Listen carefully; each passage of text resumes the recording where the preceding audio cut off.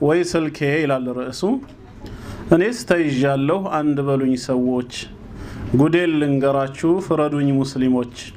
በሐላል ገንዘቤ ገዝቼ ያመጣሁት፣ ጊዜን በሙሉ ለሱ የሰጠሁት፣ ከእርሱ ጋር ውዬ አብሬ ያደርኩት፣ የገዛ ሞባይሌ ሆኖብኛል ጠላት። ከጫንኩበት ወዲህ ቫይበር እና ታንጎ፣ ማንም እንዳያጣኝ ሊያወራኝ ፈልጎ፣ ዋትሳፕ እና ፌስቡክ ስካይፒም ሳይቀር ቢያገናኙኝ ብዬ ከወዳጅ ዘመድ ጋር በኢንተርኔት ፍቅር ተጠምጄላችሁ ለዒባዳም ቢሆን ጊዜ አጣሁላችሁ። ቀንና ሌሊቱ እየተምታታብኝ ምኑንም ሳላውቀው መሽቶ እየነጋብኝ ሸርጡን አሟልቼ መስገድ ተስኖኛል። ሶላቴን ጨርሼ ፌስቡኬን እስክከፍት ያቅበዘብዘኛል። ትዕግስት አይኖረኝም ተሰግዶ እስከሚያልቅ የመስገጃ ልብሴን በፍጥነት ውልቅልቅ ሰጃዳዬን እጥፍ ወዲያ በኩል ውሽቅ ጀዋሌን አንስቼ ዋትሳፕ ከፍትና በየግሩፑ ላይ ተንደርድሬ ጥልቅልና ከሰላት በኋላ የሚባሉ ዚክሮች ቆየው ከተውኳቸው ምን ተሻለኝ ሰዎች። ስተኛም ስነሳ ስበላም ስጠጣ ስሰራም ስቀመጥ ስገባም ስወጣ አብሮኝ ነው ጀዋሌ አይለኝም ከጄ። ከሰው አላወራ ብዙ ነው ወዳጄ፣ ጓደኛም ትቻለው ዘመድ አልጠጋ ቀን ለሊቴ ሆኗል ከስልኬ ጋር። ማንነቴን ረሳው ኢማኔም ወረደ በኢንተርኔት ፍቅር ልቤ የተጠመደ። ከስልኬ ጋር አልቅሼ ከስልኬ ጋር ስቃለሁ ታቅፌው ተኝቼ አብሬው ነቃለሁ። ኔቱ ከደከመ እጨናነቃለሁ የሆንኩትን ነገር እኔ ምን አውቃለሁ። ከደም ስሬ ገብቶ ከባድ ሱስ ሆኖብኝ ኢንተርኔት ከሌለ ምኖርም አይመስለኝ። ሁሉም ነገር አዲስ ሁሉም ነገር ቀላል ህይወት ያለ ፌስቡክ ኧረ እንዴት ያስጠላል።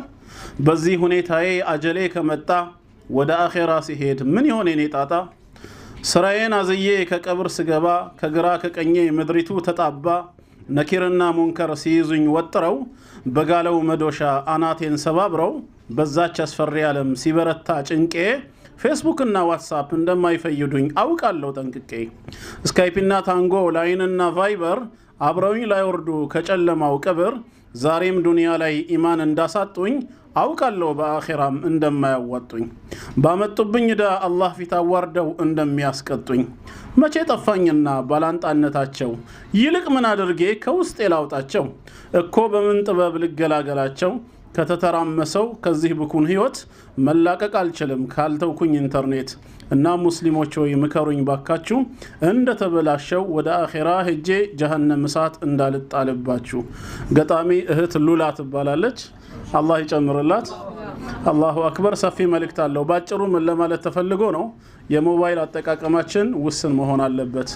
እንደገና ፌስቡክ፣ ዋትሳፕ እና የመሳሰሉት ሶሻል ሚዲያዎች ውስጥ ስንሳተፍ አላህና መልእክተኛውን በሚያስደስት ለኛም በዱንያ በአኺራ በሚጠቅም ነገር ላይ እንጂ ጊዜያችንን መግደል የለብንም። በተለይ ደግሞ ፈርድ የሆኑ ነገሮችን ከመወጣት ቢዚ የሚያደርገን ከሆነ ምናልባትም ሐራም ሊሆን ይችላል።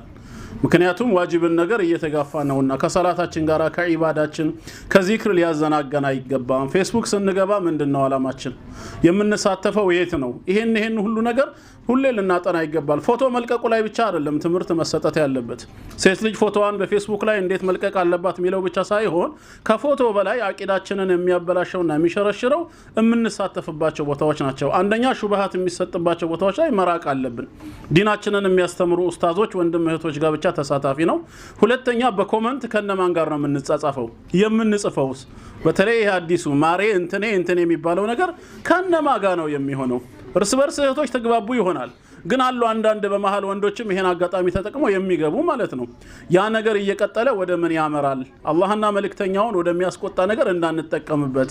ምክንያቱም ሁላችን እንደምናውቀው የቂያም ቀን لا تزول قدم عبد يوم القيامة حتى يسأل عن 40 ስለ አራት ነገር ተጠይቀን ምላሽ ሳንሰጥ እግራችን አይንቀሳቀስም። ከዛ አንደኛው ምንድነው? እድሜያችን ነው።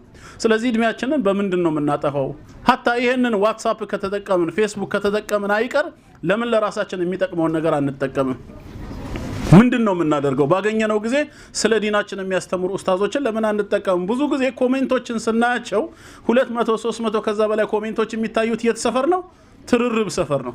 ቀልድ ላይ ነው። ቁርስ የበላችሁን ፖስት ያደረገች እህት ጋር ነው ወይ መንገድ ላይ የገጠማትን እዛ ቦታ ላይ ኮሜንት ይበዛል።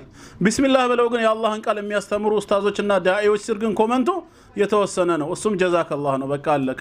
ያልገባው እንዲብራራ ጥያቄ ወይ ሌላ አይደለም በርግጥ ፌስቡክ የዓሊሞች መሰብሰቢያ ነው ማለት አይደለም ብዙ ዒልም ይገኛል ማለት ባይቻልም ትምርት ግን ይገኛል ህይወትን መቀየር ይቻላል ስለዚህ በፌስቡክ ላይ ስንጠቀም ግሩፖችና ፔጆች የት ናቸው ከማን ጋር ነው የምንሳተፈው ዋትስአፕ የምንገባበት ግሩፕ ምንድነው የሚለው ነገር እያንዳንዱ ነገር አላህና መልእክተኛውን በሚያስደስት መልኩ ከሰራን ኢንሻአላህ በሁለቱም ተጠቃሚ እንሆናለን ነው ስለዚህ ያው አጠቃላይ የእህታችን መልእክት ጥንቃቄ እንውሰድ ነው በጣም ደስ የሚል መልእክት ነው አላህ ይጨምርላት ለእህታችን ባላውቃትም የሆነ ዋትስአፕ ግሩፕ ላይ ነው በድምጽ ነው እንደውም ያገኘሁት የዛኔ ወደ ጽሁፍ ቀይሬው ነው የራሴ ፔጅ ላይ የለጠፍኩት ስለዚህ ኢንሻአላህ አጠቃቀማችን ውስን ይሁን አላህ ለኸይር ይወፍቀን ስላደመጣችሁኝ በድጋሚ ጀዛኩሙላሁ ኸይራ ወሰላሙ አለይኩም ወራህመቱላህ